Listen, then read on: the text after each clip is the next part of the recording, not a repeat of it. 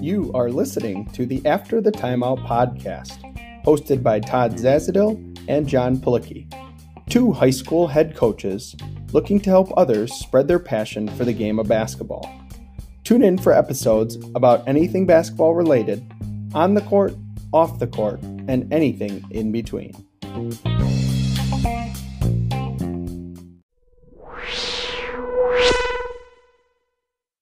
On today's episode, we are joined by Coach Tony Miller. Awesome guest. We're super excited to have him on. Man of many hats, assistant coach at Bob Jones University, host of the Quick Timeout podcast, does this awesome stuff on Fast Model. Believe just started a new segment, the Hoop Forum, right? With Coach Sherman. Coach, we really appreciate being on. How you doing? And thank you for joining us. I'm doing great. Thanks so much for inviting me on. Thank you for having us. So we are going to start off with, you talk to so many coaches about their systems and concepts, but let's dig into, for you, what are your favorite systems and concepts? And then kind of what's the style for you guys at Bob Jones?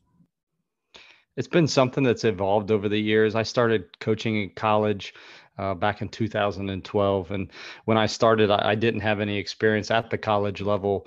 The coaches that I had admired growing up I was from North Carolina. So guys like Coach K, and at the time, Roy Williams. And so my background was kind of varied, but it had been something where I had viewed coaches from afar rather than being hands-on and learning from somebody. So it wasn't like I had played for somebody and this was the system now that I was going to do because my coach did it that way.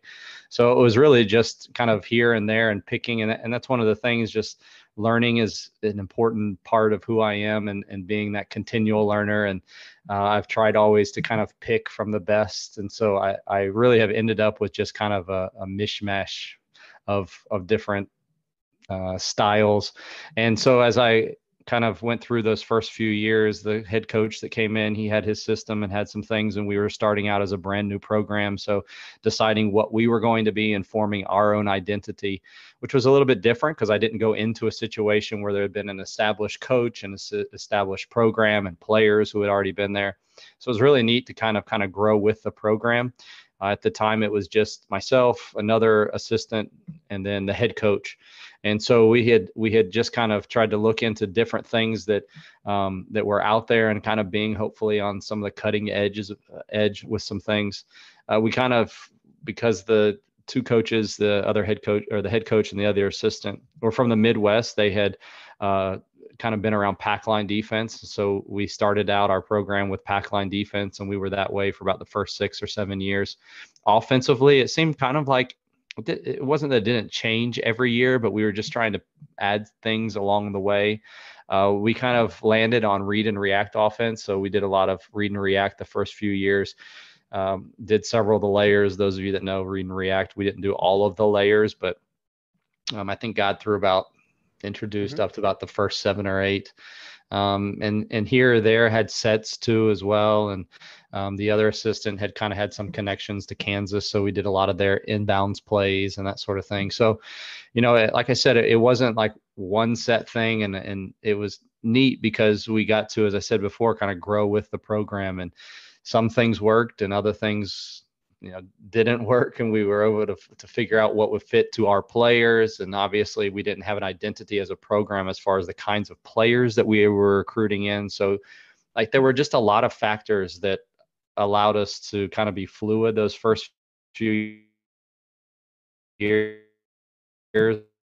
and had success here. Athletic director as our program there at the university grew, and the new head coach that was brought in was actually a friend of mine previously, and we'd had known each other before that and had some connections. So I ended up just going on and as his assistant, which, looking back, and those of you that know how college sports works, like that doesn't usually happen. You get a new head coach, he brings in his own staff, but different situation for various reasons. And so the new head coach had some things that he wanted to do, but when he first came in, we had a lot of the players left over from the previous coach, and they were really good players. And so we didn't want to, in their final 2 years, kind of introduce brand new things. And it showed some real wisdom on his part. And so we did a little bit more of, kind of numbered cuts and numbered for screenaways and flares and that kind of thing. So really it was kind of basic, but we had good players, and we ended up that year winning over 20 games, and we lost in the national championship game by 2 points in like the last 2 seconds of the game. But once those players graduated, we went full blown into more like conceptual offense for offense. And so long story short, I had some connections, and my in-laws were only like 9 minutes from Doug Novak up at Bethel University. And that was the coach, the main coach that my head coach, he was interested in running his offense. So we spent some time up there with Coach Novak, and since then I've been fortunate enough to kind of develop a little friendship with him. And so I've learned a lot from him and from some others as well. And so kind of that conceptual offense on offense, and then on the defensive side have done a little bit more of like a modified pack line defense. It's not really pack line. It's more of like gap and just trying to play to our players' strengths. And a lot of it too has been analytics driven. We do every year a DISC assessment, and the DISC assessment shows that I am more of an analytical thinker. And so from that perspective, tying in things that are being prevalent at the high college level and professional level, we're a very unique university. And so we try to get any kind of edge that we can get. And so catering those things and tailoring those systems to those analytics, and then also to bigger picture, what we're wanting to do on offense and defense, has kind of left us where we're at right now with our philosophy on both sides of the ball. And, obviously we're always willing to change and adapt and whatnot, but I'm really happy with where we're at right now. And the head coach and I think are kind of like perfecting what we have. And with the players that we have bringing in, I'm really excited to see kind of where it goes this next year. So it's kind of a long answer to your question, but hopefully that kind of shows the thought process behind how we got to where we're at right now. Oh, I think every coach tries to go through that thought process and has those, whether it's high school, high school gets a new guys coming up and they got to adapt a little bit. So you mentioned, right, you started from scratch and then you kind of started over again, new coach, new system. So we're thinking just offense as a whole, introducing it, putting stuff in. You got 5 guys on the floor. Are you starting with system? Are you breaking down the concepts, drills, one-on-one? How do you start that process going when you're putting in all of the stuff you want to get in, or your system, or whatever it may be? Offensively, fundamentally, it really is about finishing around the basket, being able to shoot from outside, and then decision making. And so with those 3 kind of building blocks, everything else goes on top of it. So the foundation of those 3 skills, then how can we teach those 3 skills? And it's been interesting because the first year that we ran this, it was new to all of us. The second year that we ran this, we had half of our team were freshmen. And really this coming year, because of how many young players we had and some injuries and whatnot, we're going to add about 8 or 9 more new players. So I'm going to get 3 years in a row to almost start, not from scratch. It's gotten easier each year because of returners that we had, and they've known the system and that kind of thing. But what we found is when we start with those fundamental finishing moves, which we have about 9 that we use, we'll teach them the finishing moves to start with. And then we'll start introducing some of the concepts within that conceptual offense. And it really is basic. There are some basic points to it. And it's about spacing, creating space on the floor, creating double and triple gaps for guys to drive in, and teaching them where to drive, how to read, where is the right place to drive, what to look for. And so we very quickly get to small-sided games. So we'll do a lot of, with the finishing, for instance, we'll do 1v1 and putting players either at an advantage on offense or an advantage on defense. Typically on offense, you have the advantage, and then making the right read for the finish. And then we'll do another session of practice will be more of like 2-on-2. And so you're just reading a secondary help defender, making the right pitch, or making the right read for the finish. And then we'll do a little bit 3-on-3 where we add that third player so that now you've got another extra pass to make or another extra help defender to read. We do a lot of 3-on-3, especially the first probably month and a half of practice, because I feel like 3-on-3 is enough that you can read. To put it another way, when you're out on the floor, a lot of times you're in 3-on-3 situations because of where the ball is placed. So you're really reading a primary defender, a second layer, and a third layer. Like very rarely are you reading a fourth layer in most cases. Once you give up the ball, then you're just in another 3-on-3 scenario. So 3-on-3 exists in a lot of different places on the floor. And then we'll add the 4-on-4 and we'll play 5-on-5 some, but not a lot of 5-on-5. It mostly is 3-on-3, or if somebody is at an advantage or disadvantage. So maybe a 2-on-3 or 3-on-2. And it really is about like placing guys to start with, putting some constraints on them. You can only dribble twice, or you have to have a post touch before you finish, or we use a lot of times shot clock. So you only have 7 seconds on the shot clock. You have to score within 7 seconds, or you have to get a shot up within 7 seconds. So that way you get a lot of reps. And I think all of us as coaches would agree, like you teach a concept, but a player only gets better at it through repetitions. And so with doing those 2-on-2, 3-on-3, players are getting a lot of repetitions in a 10-minute period, or we do a lot of times 6-minute segments.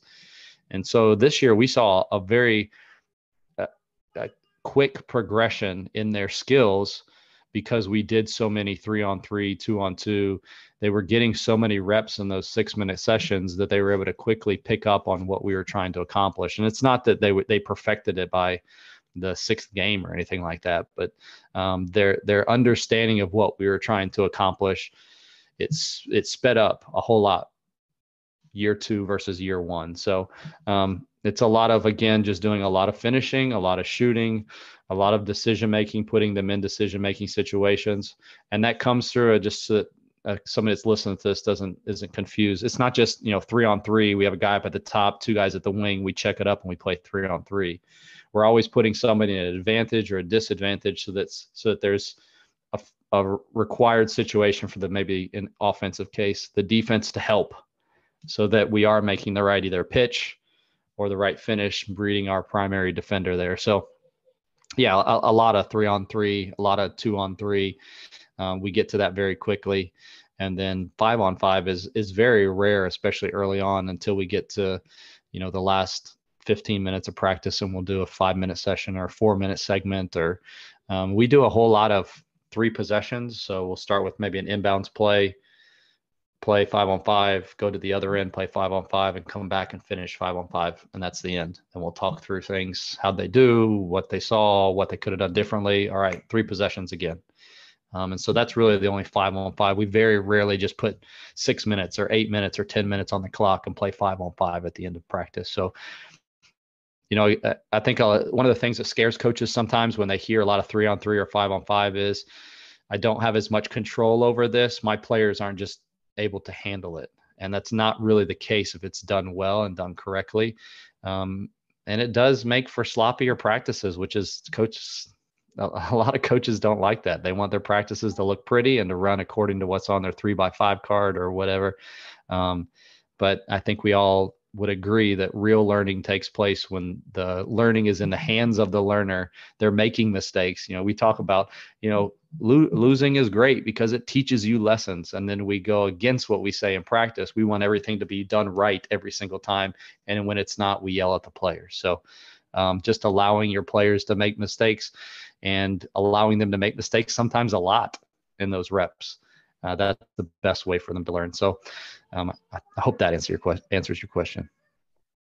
No, that's perfect. And you kind of transitioned talking about small-sided games into kind of what we wanted to talk about next.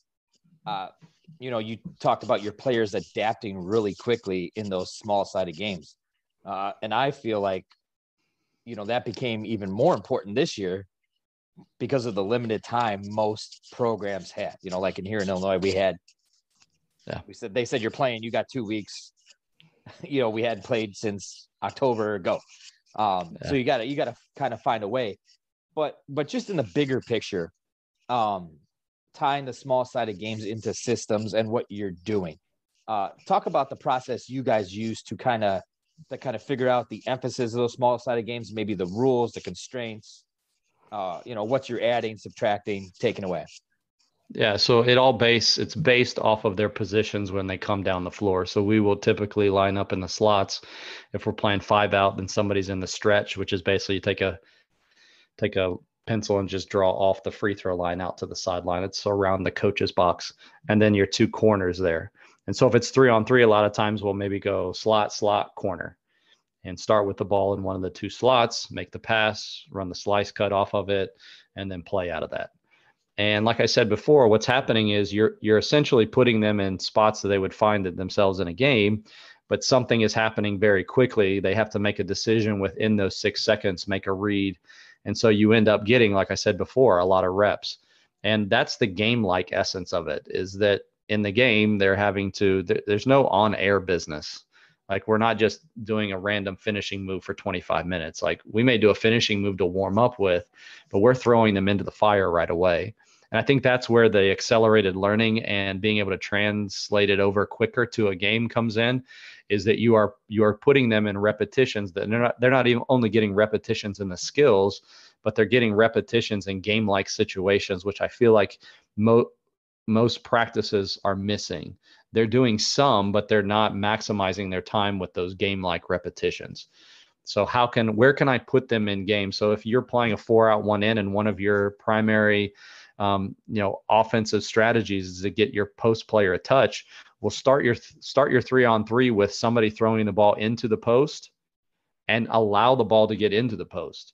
So once the ball gets in, that's one of the constraints. So the defense, you're not live until the post player touches the ball. So we'll do something like that. And we worked on something this last year where doubling the post, we double the post. So we would let the ball go into the post. We'd go down and double the post, which would force the post player to then make a game-like decision of either throwing the ball out of the post or quickly recognizing that a double team was coming and make a move. So I guess essentially what I'm saying, it kind of goes back to that old whole part business that coaches would often talk about. And what are the parts that make up the whole? I can now turn that part into a small-sided game. And so, whether that modified game is we want to get a post touch, or that modified game is we start the 3-on-3 with a ball screen, or it starts with a skip pass, or it starts with a pass out of the post. One that I just posted on Twitter yesterday, we want to work on that dagger 3 that everybody talks about. So when the ball is rebounded, it's kicked out, the defense is scurrying because everybody was paying attention to the offensive rebound. And what typically happens is on the pass out, the defense will recover to the shooter, but what ends up happening is another guy's left wide open. So can I get my players to recognize that one more pass that's wide open and make the extra pass, and then the player be ready to catch and shoot that shot? So we would just break it down by starting out with 3 players on offense, 2 players on defense, throw the ball up, put the defensive rebounder at the disadvantage. So maybe start with them already buried underneath of the basket so that it's almost guaranteed that the offensive player will grab the offensive rebound, recognizes now that there's a defender in front of me. Well, I can't go back up with it. I need to turn and find an open teammate because there's only one defender out there guarding 2 people. Somebody's going to be open. And when that defensive player recovers to the guy on the outside, we make the one more pass, and then we shoot a shot. That took all of literally 6 seconds. So now I can get another repetition, and now we're just constantly practicing dagger 3s. And I'll just use that as an example. That's a drill that we just introduced this last year, and it was fun to see after just a few practices, guys got excited about dagger 3s. And so you'd hear them say in a real game, they'd catch the ball, they wouldn't get it, they'd kick it back out, make the one extra pass, and some guy would yell something about a dagger 3. And then it transferred over to games like that. And I just think that's one of those things where when you actually practice those things a lot, kids do actually start doing them, and they recognize then that what we're practicing in practice does transfer over to games, and you actually see players get better. And I feel like a lot of times coaches get mad because, well, we talked about that one time, or we worked on that one time. Yeah, but most of your players didn't get repetitions even practicing dagger threes. They saw it in a drill, or we did it 3-on-0, but I didn't actually do it in a real game. And so I just feel like the transfer of going from those practices, small sided games to 5-on-5 happens quicker when players see it and have success through multiple repetitions. So, the bigger idea is like maximizing your time. What can I do in an hour if I'm just going on air, or if I'm just going skill work, versus what can I accomplish in an hour if I'm doing small sided games and getting reps and practicing multiple skills in one drill. So that's probably the bigger picture that we're trying to look at with small sided games. Okay, so I want to narrow it down even more. You talked about on air and working on those individual skills. I believe one-on-one has a lot of value too when you're trying to work on those. I just think back to when I was a kid. I'd go to the Y, you'd find some guy to play with, he's holding you better than you, and you'd play. So maybe your kind of thoughts on that and how you can use that too. That's a version of a small-sided game. It's just man on man, to kind of help with developing skills as opposed to being on air and not having any decision making or competition involved in that. One of the things that I sometimes overlook or sometimes don't mention, I don't want to give the wrong impression. At the college level, it's a little bit different from high school. We have extra small groups. We call them individual workouts. Sometimes they're usually though like two players or 3 or 4 players at an individual workout. That's typically when we do what you just described, like the one-on-one or working on. We will sometimes, like if I only have one guy at an individual workout, obviously I'm going on air. So it's not that I'm like, poo-pooing those on air or one-on-one. It's just that once we get to our practices are typically geared towards more team stuff. I'm not having them work on dribbling and passing. And, if you're working with a younger group, more on air, more skill work, there's not anything wrong with that. For us, that's typically when those one-on-ones, and I totally agree with you. It's how I got better playing a friend of mine who was a lot better shooter or quicker than I was. How we typically do it in those one-on-ones, how we set them up. Even if you don't have somebody that's equal skill to you, again, using advantages. And that can be as simple as, if I'm slower than you are or you're bigger than I am, I give that kid that's smaller and not as fast a little bit of an advantage. So we'll go with him we start with each other on our hip. So I'm on your hip, you're on my hip. On the bounce, I get to be the first one that initiates movement. Or, you may have seen some where the defender is he's facing the basket and I have the ball in the center of his back. And when I take the ball off, he has to turn around and defend. Well, if I turn it off and trick you and you go left and you go right, then I have an advantage. So there are ways of, I think sometimes, again, people think one-on-one, I just check it up, you're in front of me, and well, I can't get by you, so a kid just jacks up a shot. There are ways to adapt those, even those types of drills, to give a kid success, because again, you want to give kids success and allow them to have there's also an element of fun that goes with it. If I can get them competing and having fun and having at least some success, the kid may be the worst kid on the team and slow as Christmas. Well, I'm going to back up his defender to half court if I need to. Like, I'm going to give that kid an opportunity to succeed. And even then, maybe the kid may catch up with him, but he'll start using a head fake, right? He'll figure out a way. Kids aren't stupid. They'll figure out a way to at least achieve some success on the floor. Or if they're not, then give him some suggestions. Hey, next time, why don't you go into his body a little bit more? Why don't you give him a head fake on that next one, or whatever? So again, I think there are things that you can do and ways to teach and help them along, but I want them to learn on their own, because that's going to stick with them better than me just telling them all the time. If I'm the one that's giving them solution, it's like the kid that's in the class where the teacher always gave them help and helped them figure out the math problem. And then we wonder why he doesn't get any better at math. Well, it's because you're helping him all the time. Stop helping him. Like, give him some suggestions, but don't give them the answers all the time. And too many times in coaching, we want to give the answers because we want to either show how smart we are, or we just don't have time for it. So we just need to give them the solutions. And that's where you're not helping players in the long run when you do that. So I think problem solving, the decision making, giving them situations where they're allowed to make mistakes and allowed to learn. But there is nothing wrong with going on air. It's just if that's the only thing that we're doing, then you're probably going to see some deficiencies once you get to more game-like situations. So, Coach, let's go into kind of just as a contributor and a college coach. There's so much content out there. Randy Sherman, who we have on as a future guest coming up, you work with Hoops Forum, would advocate for that deletion party. Kind of take us through, how do you sift through all that? And then there's so many things that are just difficult sometimes for high school coaches to run. What would you suggest to them?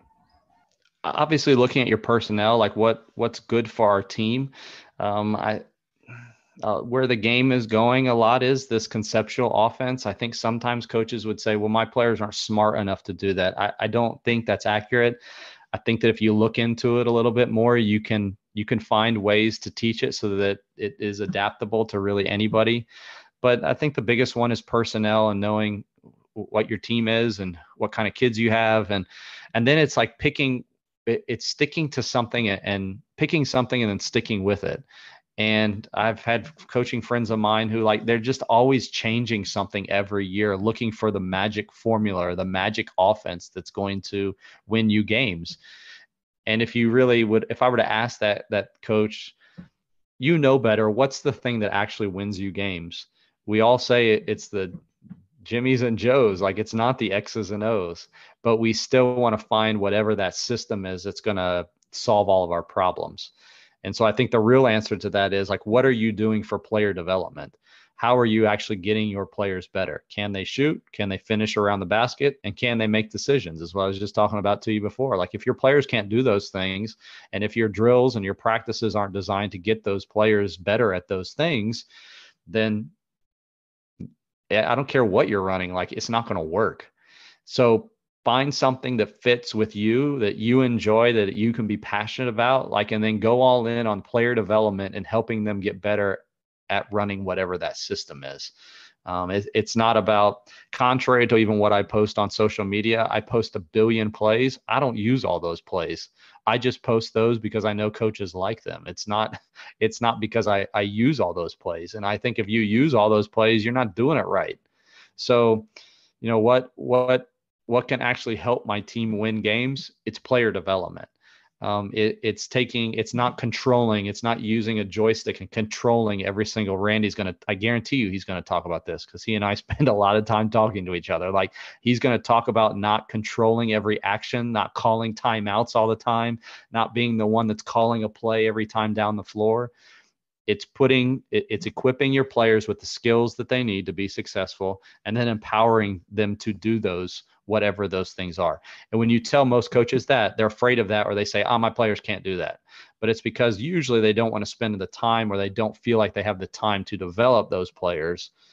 And so because of that, we're going to have a system, or we're going to have plays, or we're going to do something, whatever that something is, to make up for the fact that my players aren't really that good. I understand that in a we need to win and need to win now culture. But the truth of the matter is that long-term success is really only going to come if you take the time to develop your players in those things that I just mentioned.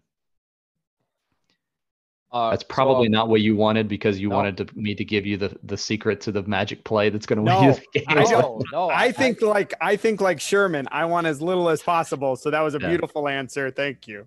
All right. Yeah, no, I mean, it's just, there's so many good people out there like you. I mean, there's any number of people, and, coaches are I was a young coach too. And you saw, hey, yeah, that's good. And you throw it in your fast model. And you look back in 2 years and you're like, well, I never used that. And I'm not going to run a flare, whatever it may be, But, I think really this day and age, the skill for coaches is being able to sift through everything. That's the real skill. It's not about what you know and how much you know. It's what can I use that will help my team, or what can I take? You can listen to 100 clinics if you want to, but go into that. What one thing can I take from my team that will be applicable to my team to help them get better? And I think probably most even presenters, I know that when I speak, when I have a session or opportunity to speak, I don't expect them to take everything, but I'm hoping just one thing. But it may be different for one of you guys than the other one. So something that I might say may be more applicable to one of you than the other one. And I think that that's how you need to go into it as a coach, thinking I'm the one that's listening. I don't need everything that this coach is doing. I need to take maybe or learn one thing. And I even felt like that. And I think that that's part of the reason why a lot of coaches don't go to clinics anymore, which I would say, man, don't just throw all of them out. I would say instead go into those things with a different mindset. For me, it got to the point where I'd sit through a lot of these sessions and I'd be, man, I already know most of the stuff. Or I'd sometimes like, I've heard all this before. But I would pick up something during that session with maybe how somebody taught something or terminology that they used, or how they simplified something in the way in which they presented that to their team or to the players out on the floor. And I think that's the teacher in me. Like, how can I become a better teacher of the game? Not how can I just get more knowledge? And I think too many times coaches will go into learning from a clinician or from something that they pick up on. Like, I just need more information. And it's not more information. It's how can I become a better teacher of what I already have, or how can I refine what I'm already doing and make it better through whatever you just gave me in that 30-minute session or whatever it is. All right. So I want to pick your brain a little bit on the organizational theme again. Now let's talk about just personal organization, because you do so many things. You're coaching, you got a podcast, you're fast model, you're teaching. And I think it's important for coaches, right, to figure out how to do it, for families, all that. So what are some of the keys to your time management? Maybe you have some routines and systems that help you kind of put it all together, because I feel like, especially now, a lot of times everybody's going everywhere. So I think that's an important skill. And I think everybody's always looking for a little bit of help and a little bit of something that they can use and adapt to their own to kind of help with time management and balance overall. Yeah, priorities. I think it's important for you to not view everything as being on the same plane. And a lot of times people from the outside may look at even all the things that I do and think that they're all on the same plane or all to the same level. But I think if we're honest with ourselves, we all know that that's typically not the case. There are things that take priority over other things. So for me, behind the scenes, it's making sure that I have the right priorities in place. I've been fortunate to have, which it looks like I'm doing a lot of different things, but if you actually examine it, I'm kind of doing just a couple things. It's just that they overlap a lot.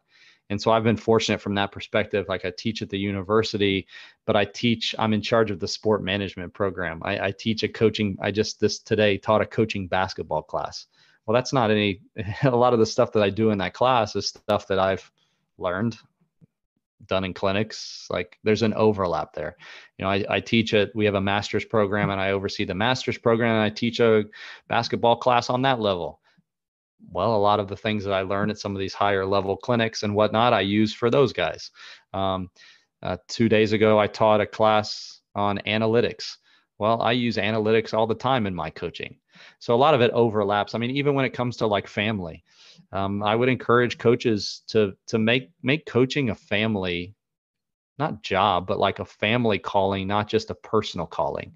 And hopefully your wife is on board and your kids can be around it. But even influencing, I would think most coaches are in it not to win games, although that's important, but it's also to, most importantly, build relationships with players and have lasting impact on them.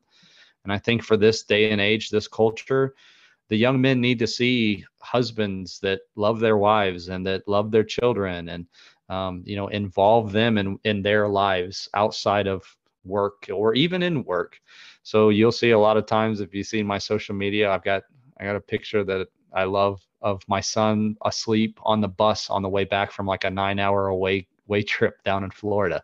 And he rode on the bus, and part of the trip he rode next to this state junior, like, and the Chris was, having fun with Barrett and talking with him, and they were doing stuff on his phone and that kind of thing. Like, I think it's good for the players too, to be around family and young people, and for them an opportunity to invest in my kids and for my family to invest in them. And so really, I would encourage you, how can you weave the different sections of your life together to maybe maximize your time and really prioritize like what matters. Even with the podcast, the podcast has to do with me talking with coaches and building relationships.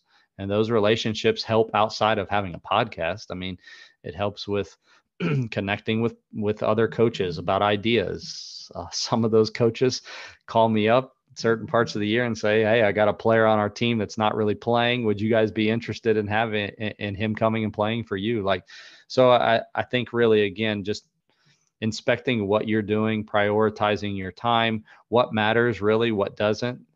I've been fortunate. A lesson that I learned not too long ago, but probably 5 or 10 years ago, is to weed out stuff that doesn't matter.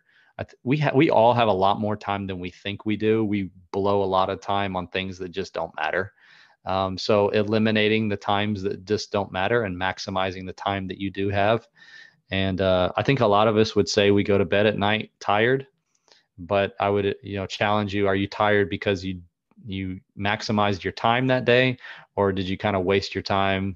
Did you stay up late scrolling through my Twitter feed, looking at plays that aren't going to help you win games anyways? Like do stuff that matters. And you can probably, you'll probably have more time than you think you do. So let's kind of do a little bit of a past present with you, Coach. So kind of take us to the beginning of your podcast, kind of what led to it, what you've learned over the years from it. And then, as Todd said, going forward for you with your podcast and Fast Model and the coaches clinics and the Hoops Forum, what's next for Tony Miller? So kind of start from the beginning and take us through what you're hoping to get through to next. Like I said, a lot of it was just like an interest, and I enjoy making content and I enjoy teaching. And really, that's kind of how the podcast started. It's different now. I do more interviews and I'm not really the one that's teaching on it. Although you could argue the Hoops Forum that we do with Randy, we talk through things a little bit more. But most of the interviews are just me asking questions, which if it's for me, I enjoy the learning aspect of it. It's just that it's good enough for content and people are able to benefit from it as well, which I enjoy and I'm glad for. It is selfishly, it's another opportunity for me to connect with other coaches and build relationships with them. And I've got to meet a lot of really cool people and people that are doing some really cool things.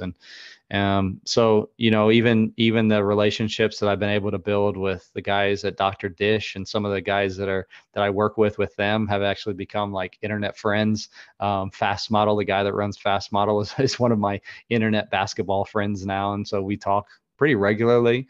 And so like, it's been just an opportunity to build relationships. I think going forward, I don't know that I'm not wanting to be a national radio podcaster or national radio host or anything like that. I just enjoy talking with coaches and learning from coaches and building relationships with them. So even the work that I've been able to do with Fast Model has just been an enjoyment of watching games. I think some people think like, man, you spend a lot of time doing that. Like, you guys can see this, the audience can't, but my face is lighting up. It's because I have a basketball game on. Like I already have basketball games on. You just have to watch for plays and then scribble down a play and post it on the internet. It's not very difficult to do.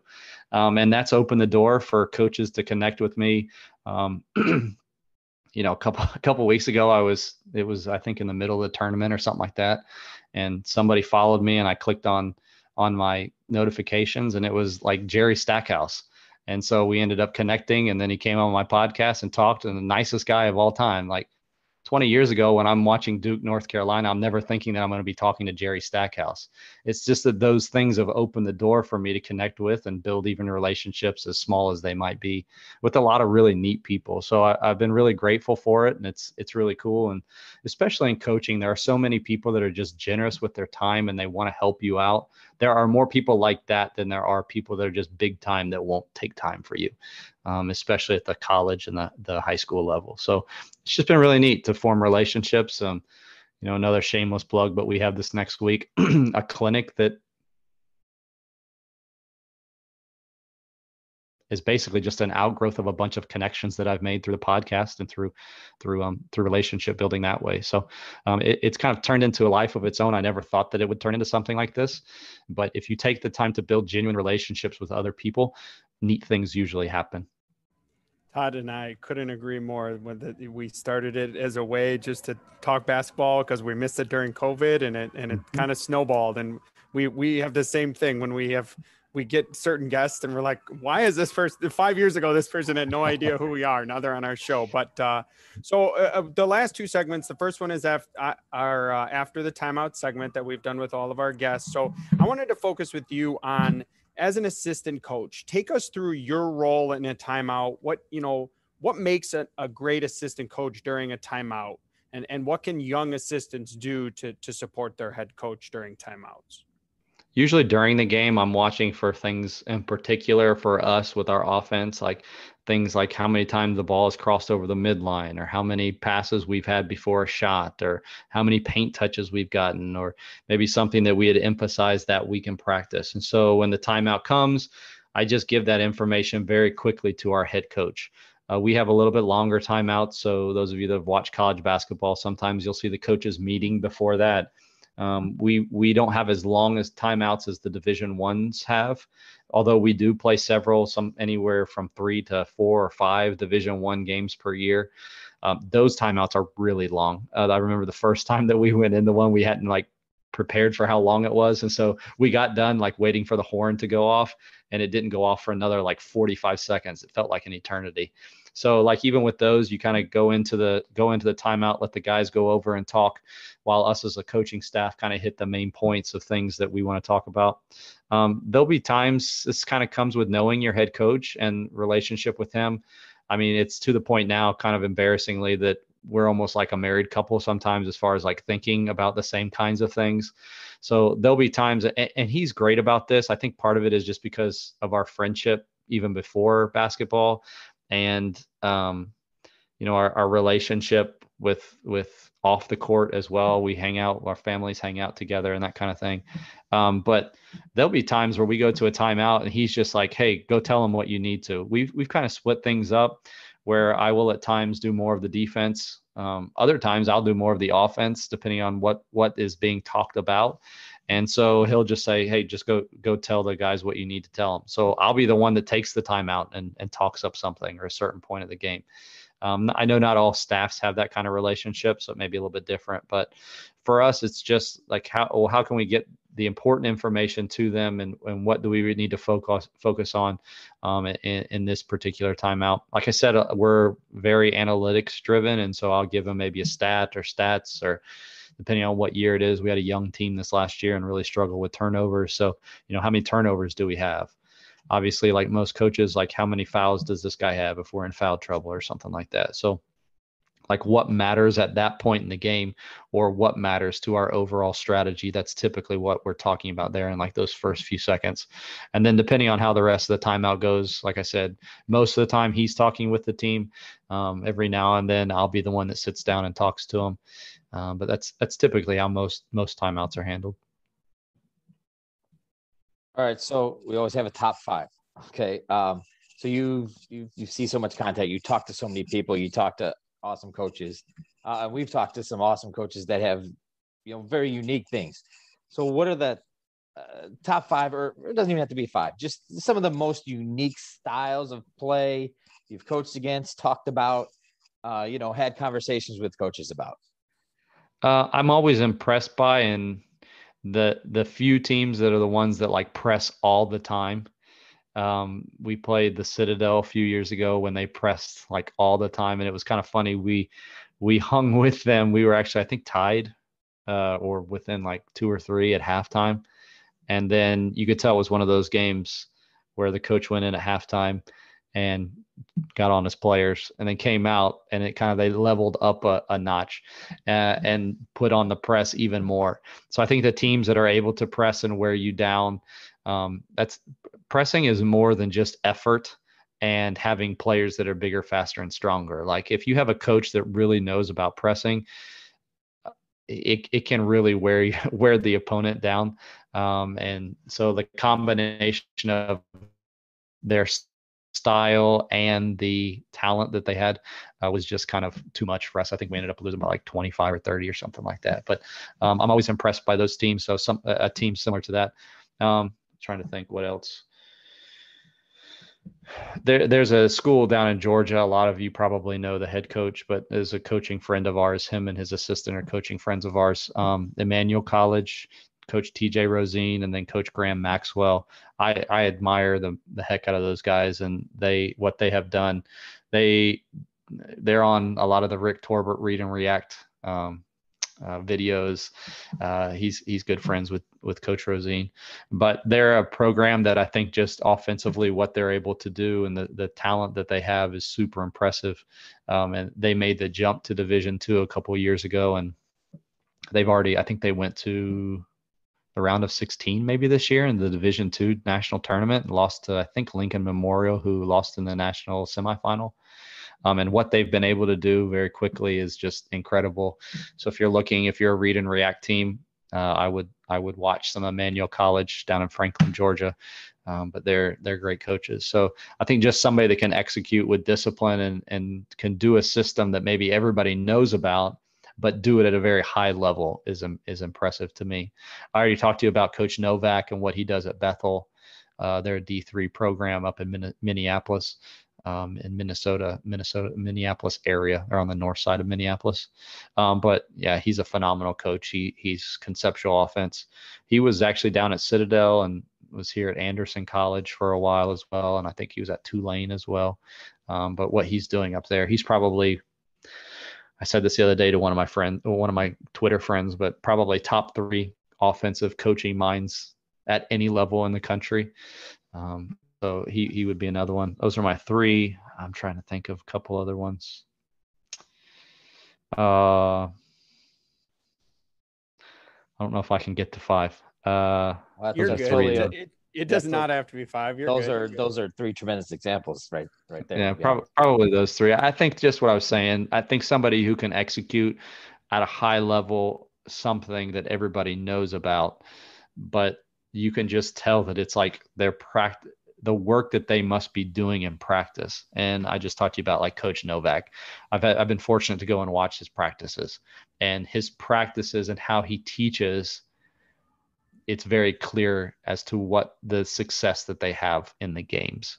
And I think everybody would kind of know that, but my encouragement or something that I would encourage coaches to think about is do your practices set you up for success in games? Or is it really no surprise what your practices look like based off of what your team looks like during a game? So yeah, probably those 3. I'd start with those 3 if you're interested in looking at some teams to check out this offseason. We just had every listener write those 3 down, so I know what's going to be happening. But Coach, we are so thankful to have you on. We really enjoyed. There's always so much great content that comes from you. Your podcast listeners, if you haven't heard A Quick Timeout, it's probably the closest podcast name to ours. Obviously, check out A Quick Timeout. Check out Coach on Fast Model, Hoops Forum, and check out some Bob Jones University basketball. So, Coach, thank you again for joining us today. Appreciate you guys. Thanks for having me on.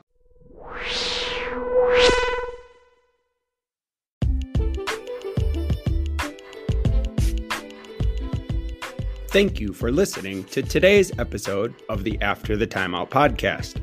For more information and upcoming episodes, follow us on Twitter at After the Timeout, or subscribe to our podcast for upcoming episodes.